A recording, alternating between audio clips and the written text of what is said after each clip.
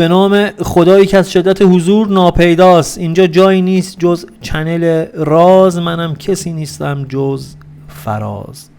امیدوارم حالت خوب باشه، لبت خندون باشه، دلت شاد باشه. هر کجا و هر ساعت از شبانه روز که هستی، دنیا حول محور خواسته های مثبت تو بچرخه. برات حالی خوب آرزو میکنم. توی دور و بریات تا حالا پیش اومده توی دوستات، آشناهات، فامیلت کسی باشه که یک تغییر بزرگ توی زندگیش رخ میده و تو دقیقه 90 متوجه میشی؟ مثلا یه دفعه خبر پذیرش تحصیلیش از فلان دانشگاه فلان کشور میاد، یا یه دفعه مثلا میاد ماشین جدیدش رو میکنه، یا یه دفعه متوجه میشی فلان جا خونه خریده. بعد تو میگی ما دیشب با هم دیگه بودیم، بعد این هیچی به من نگفته، بعد چطور شده یه دفعه همچین اتفاقی افتاده؟ بعد یه لحظه با خود میگی این عجب آدم توداریه. بعد جمله بعدی که معمولا میگیم، خود منم اینجوری میگم، ما چقدر ساده ایم، همه چیزمونو همه میدونن، همه در جریانن. بعد اینو میذاریم رو حساب این که ما آدمای ساده ای هستیم، اونا آدمای زرنگی هم. بعد هر چی فکر میکنیم میبینیم که هیچ ارتباطی بین این رازداریش با میزان موفقیتش پیدا نمیکنیم. میگیم اینا خیلی پدر سوختن، اینا خیلی مثلا فلان شدن. ببخشید، اینو اینجا نگه دار. یه چند وقتی بود که داشتم یه دونه کتابو میخوندم، بعد یه تیکی توی ذهنم، یه جرقه خورد، کامل نشد، یه مبحثی توی ذهنم باز شد، باقی موند. یه دونه فیلم دیدم، یه تئاتر دیدم، بعد دیدم یه چیزی تو ذهنم شکل گرفت. دیدم خیلی از مواقع باید یه کاری رو انجام بدیم.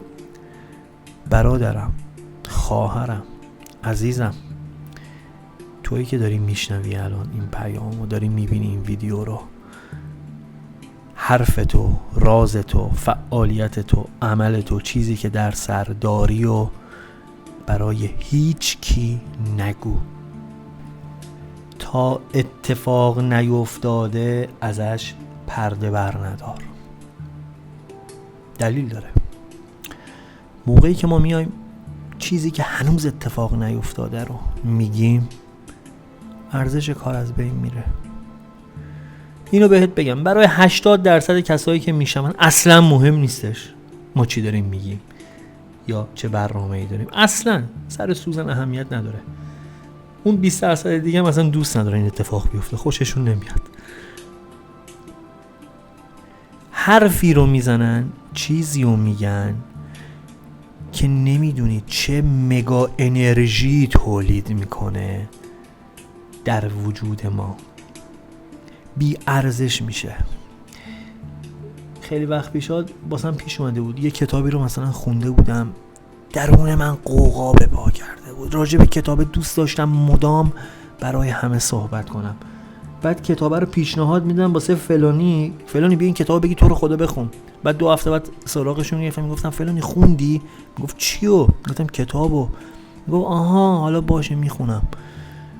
ببین 2-3 بار این اتفاق افتاد، اصلا ارزش اون کتابه واسه خودم کم رنگ شد. گفتم شاید من خیلی مثلا تحت تاثیر قرار گرفتم، شاید واقعا این کتاب اصلا چیز خاصی هم نبوده، ولی واقعا بود. من کار اشتباه رو کرده بودم. خیلی از مواقع میای اهداف تو، فعالیتی که میخوای بکنی و چیزی که در سر داری و آرزوهاتو مطرح میکنی با دیگران ارزششو برات کم میکنن. یه دفتر خوشگل دارم، یه روان نویس خیلی دوست داشتنی که موقعی که جوهرش روی اون دفترچه میلغزه لذت میبرم.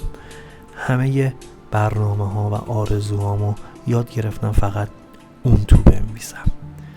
هر چند وقت یک بار مینم جلوی اون برنامه ها یه دونه تیک میزنم به نشانه این که اون کار انجام شد.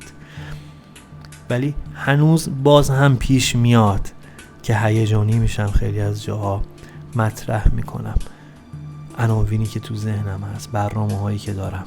بیا یاد بگیریم هر حرفی رو هر جایی برای هر کسی نزنیم، چون انرژیش کم میشه. بریم سراغ پیام امروز. چند ثانیه سکوت میکنم تا فرصت داشته باشی که نیت کنی. یعنی چی؟ یعنی تخیل کنی، تجسم کنی، تصور کنی هر آنچه که در انتظار اتفاق افتادنش هستی.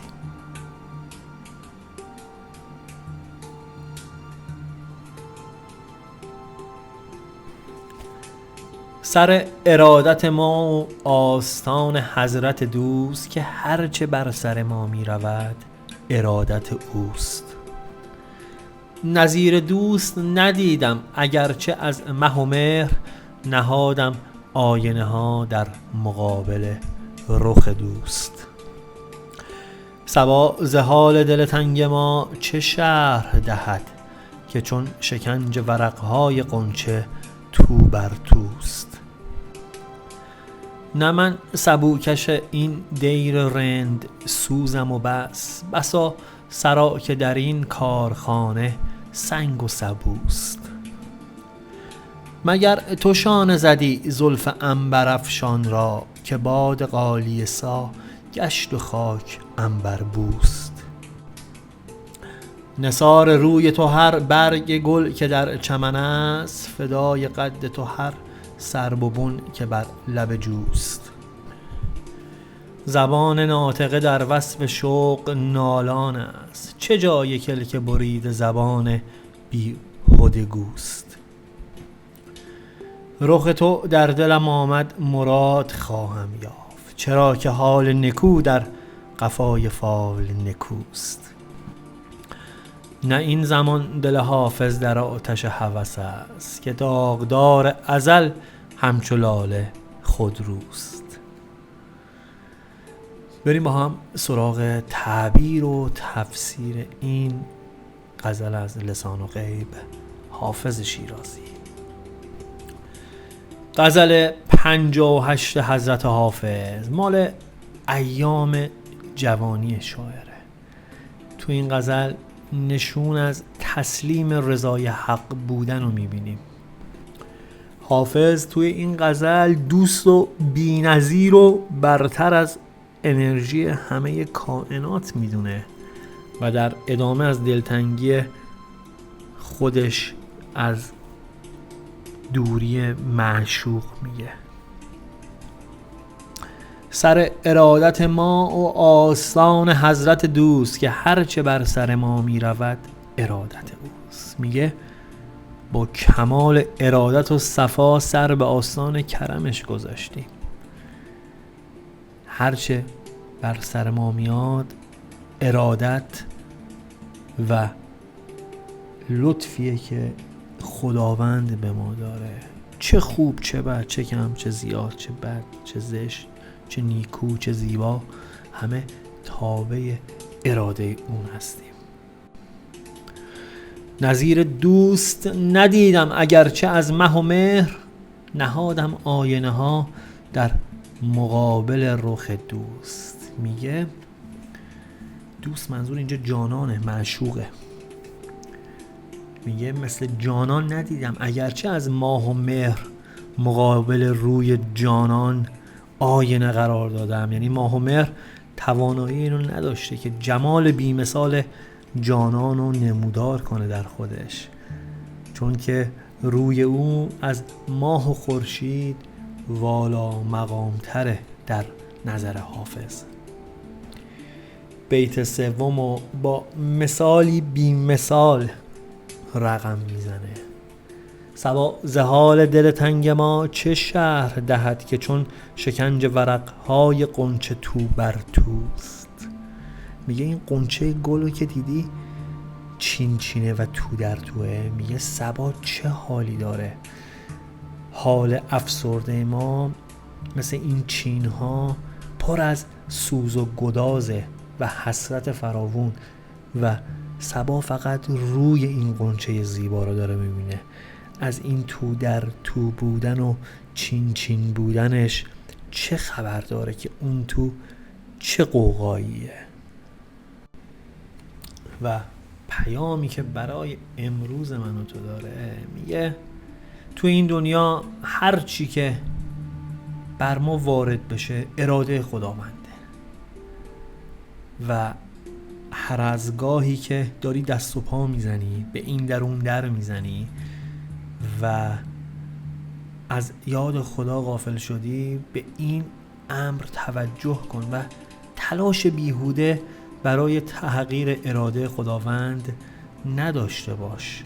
سعی در تغییر کسی نداشته باش، سعی در تغییر شرایط نداشته باش، مگر اینکه واقف باشی به سهم و نقش خودت. سهم و نقش خودت رو انجام بده و منتظر این باش که شرایط ببینی برات چی رقم میخوره، نه جنگ با تقدیر. در واقع داره تو رو به صبر دعوت میکنه. میگه اتفاقات هر چند ظاهر پریشونی هم داشته باشه، هر چقدر هم بد باشه، اگر تو بخوای میتونی به فال نیک بگیری، به شرط اینکه از نکات مثبتش نگاه کنی. مگه میشه هر اتفاق بدی رخ بده و امکانش نباشه که ما بعد از مدتی بهش نگاه کنیم و نتونیم خیر رو درش پیدا کنیم؟ یاد دعایی افتادم که میگه خدایا ممنونم ازت بابت تمام اون نشدنهایی که توی زندگیم خیرش بیشتر از تمام شدنهایی بود که شاید میتونست برام رقم بخوره. خیر و شر یه ماجرا رو ما از کجا بدونیم؟ دفعه چندم این مثال رو میزنم. تاجری توی بازار خدا میکنه که امروز هوا آفتابی باشه که رزق و روزیش برکت داشته باشه، پر رونق باشه. همون لحظه دهقانی و کشاورزی آرزوی باران میکنه برای اینکه محصولش بهتر بار بده و به ثمر بشینه.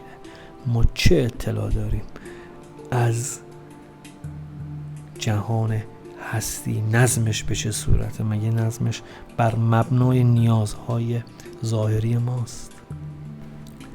و در کل پیام میخواد بهت این توصیه رو بکنه که صبور باش، بنگر، کمتر زبان به شکوه باز کن و بیشتر بیننده باش.